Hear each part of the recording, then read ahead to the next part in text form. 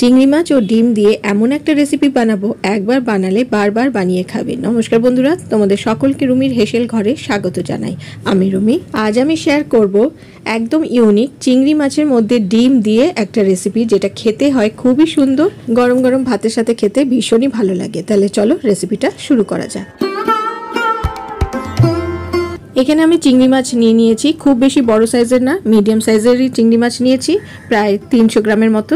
মাছগুলো আগে কেটে নিয়ে ভালো করে ধুয়ে পরিষ্কার করে নিয়েছি আর জল ঝরিয়ে এই প্লেটের মধ্যে রেখে দিয়েছি। এখানে একটা ডিম নিয়েছি, ডিমটা মাছের মধ্যে দিয়ে দিলাম আর দিয়ে দিলাম স্বাদ মতো নুন আর দিয়ে দিলাম অল্প একটু হলুদ গুঁড়ো ও লাল লঙ্কা গুঁড়ো। একটু লেবুর রস চিপে দিয়ে দিলাম। এবার দিয়ে দিচ্ছি হাফ চামচ আদা বাটা ও হাফ চামচ রসুন বাটা। আদা ও রসুন খুব বেশি লাগবে না। এবার হাত দিয়ে খুব ভালো করে মেখে নেব, যাতে সব উপকরণগুলো খুব সুন্দরভাবে চিংড়ি মাছের গায়ে লাগে। খুব ভালো করে মাখা হয়ে গেছে। এবার আমি এর মধ্যে দিয়ে দিলাম 2 টিস্পুন ময়দা। আর এই ময়দা বাইন্ডিং এর জন্য অবশ্যই দিতে হবে। এবার হাত দিয়ে আবারও খুব ভালো করে মেখে নিচ্ছি। মাখা হয়ে গেছে। এবার এইভাবে 5 মিনিট রেস্টে রেখে দেবো। 5 মিনিট পর ফিরে এলাম। এবার কড়াইতে বড় চামচের মতন 2 চামচ সর্ষের তেল দিয়ে দিয়েছি। তেলটা হালকা গরম হয়ে গেলে এক এক করে চিংড়ি মাছগুলো তেলের মধ্যে দিয়ে দেবো। বন্ধুরা, আমার চ্যানেলে নতুন বন্ধু হয়ে থাকলে যদি ভিডিওটা তোমাদের ভালো লেগে থাকে তাহলে লাইক ও কমেন্ট করে আমার চ্যানেলটাকে সাবস্ক্রাইব করে দেওয়ার অনুরোধ রইল। আর পাশে থাকা বেল আইকনটাকে অবশ্যই প্রেস করে দেবে, যাতে পরবর্তীকালে আমি যখনই কোনো রেসিপি শেয়ার করব তার নোটিফিকেশন তোমাদের কাছে আগে পৌঁছে যাবে। এক পাশ হালকা ভাজা হয়ে গেছে। এবারে উল্টে দিচ্ছি। খুব বেশি কড়া করে ভাজবো না, বেশি কড়া করে ভাজলে ওপরটা শক্ত হয়ে যাবে। আমার চ্যানেলে আরো অনেক রেসিপি পেয়ে যাবে, নিচে ডেসক্রিপশন বক্সে লিংক দিয়ে দেবো, তোমরা চেক করে নিতে পারো।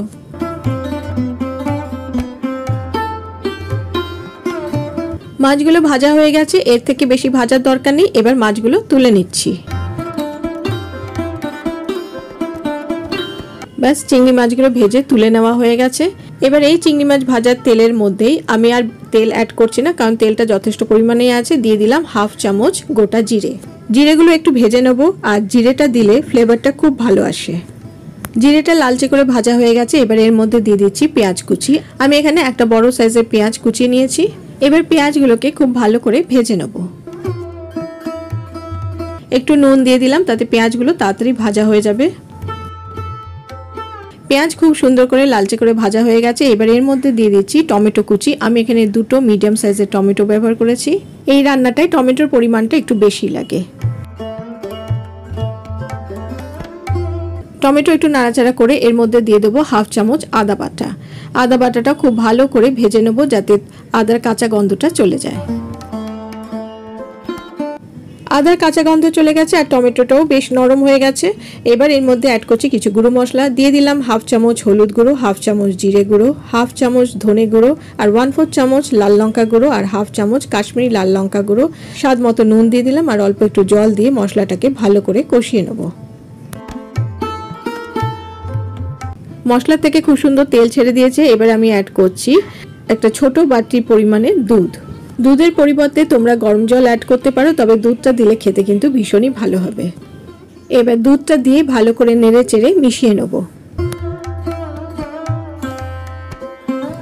ঝোলটা ফুটে উঠলে এবার ভেজে রাখা চিংড়ি মাছগুলো দিয়ে দেবো।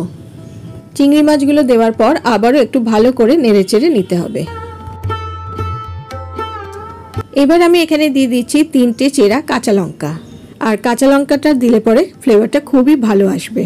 এবার ঢাকা দিয়ে 6 থেকে 7 মিনিট ফুটিয়ে নেব। 7 মিনিট পর ঢাকাটা খুলে দিলাম। ঢাকাটা খুলে আবারও একটু নাড়াচাড়া করে নেব। এবার দিয়ে দিচ্ছি হাফ চামচ পরিমাণ গরম মশলা গুঁড়ো। গরম মশলা গুঁড়োটা দিয়ে ভালো করে মিশিয়ে নেব। এবার দিয়ে দিচ্ছি হাফ চামচ পরিমাণ ঘি। ঘিটা দিলে পরে খুব সুন্দর একটা ফ্লেভার আসবে আর খেতেও ভালো লাগবে। ব্যাস, ঘিটা দিয়ে একটু নেড়ে চেড়ে নেব। এবার ঢাকা দিয়ে ফ্লেমটা অফ করে 2 মিনিট স্ট্যান্ডিং টাইমে রেখে দেবো। 2 মিনিট স্ট্যান্ডিং টাইমে রাখার পর এবার একটা প্লেটে সার্ভ করে নিলাম। তো কেমন লাগলো তোমাদের আজকের এই চিংড়ি মাছের রেসিপিটা ডিম দিয়ে আমাকে অবশ্যই লাইক ও কমেন্ট করে জানিও। ভালো লাগলে শেয়ার করার অনুরোধ রইল। আর বাড়িতে তোমরা একবার বানিও, আশা করি সকলেরই ভালো লাগবে। এটা বানানো যেমন সহজ, খেতেও অসাধারণ হয়। আর গরম গরম ভাতের সাথে খেতে ভীষণই ভালো লাগে। তাহলে আজকে এই পর্যন্ত। আমি আবারও হাজির হয়ে যাব আমার হেসেল ঘরের খবর নিয়ে। তোমরা সবাই ভালো থেকো, সুস্থ থেকো। টাটা।